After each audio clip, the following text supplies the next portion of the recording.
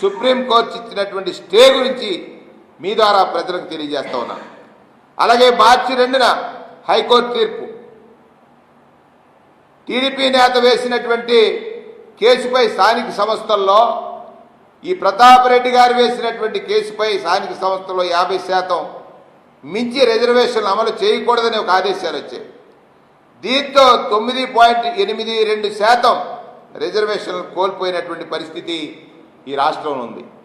అంటే రిజర్వేషన్లు కల్పిస్తూ జగన్మోహన్ రెడ్డి గారు తీసుకున్న నిర్ణయాన్ని హైకోర్టు సమర్థిస్తే సుప్రీంకోర్టులో ఛాలెంజ్ చేసి బిల్లు ప్రతాప్ రెడ్డి గారు అనేటువంటి మీ అనుయాయుడు చేసినటువంటి దానికి రిజర్వేషన్ లేకపోతే 34-24 అయిపోయిందని, దానికి కారకుడు జగన్మోహన్ రెడ్డి గారని మీరు చాలా దుష్ప్రచారం చేస్తున్నారు.